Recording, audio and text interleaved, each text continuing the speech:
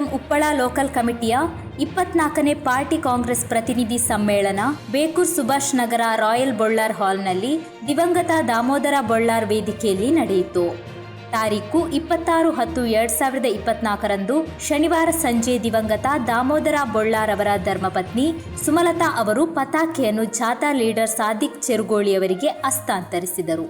ಇದರ ನೇತೃತ್ವವನ್ನು ಲೋಕಲ್ ಕಾರ್ಯದರ್ಶಿ ರವೀಂದ್ರ ಶೆಟ್ಟಿ ಹಾಗೂ ಲೋಕಲ್ ಕಮಿಟಿ ಸದಸ್ಯರಾದ ಸತೀಶ್ ಕನ್ನಟಿಪಾರ ನೀಡಿದರು.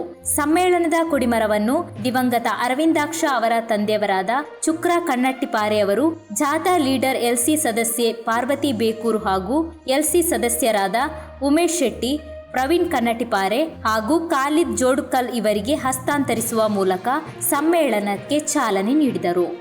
ತಾರೀಕು 27/10/2024 ಬೆಳಗ್ಗೆ 10 ಗಂಟೆಗೆ ಸಿಪಿಐಎಂ ಹಿರಿಯ ನೇತಾರ ಬಾಬು ಕೈಕಂಬ ಧ್ವಜಾರೋಹಣ ಮಾಡಿದರು. ಸಮ್ಮೇಳನದ ಉದ್ಘಾಟನೆಯನ್ನು ಸಿಪಿಐಎಂ ಜಿಲ್ಲಾ ಕಮಿಟಿ ನಿಶಾಂತ್ ಪಿಕೆ ಅವರು ನಿರ್ವಹಣೆ ಮಾಡಿ ಮಾತನಾಡಿದರು.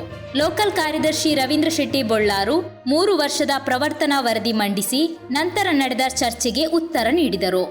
ಏರಿಯಾ ಕಮಿಟಿ ಸದಸ್ಯರಾದ ರಜಾಕ್ ಚಿಪ್ಪಾರ್, ವಿನಯ್ ಕುಮಾರ್ ಬಾಯಾರ್ ಅಭಿನಂದನಾ ಭಾಷಣ ಮಾಡಿದರು.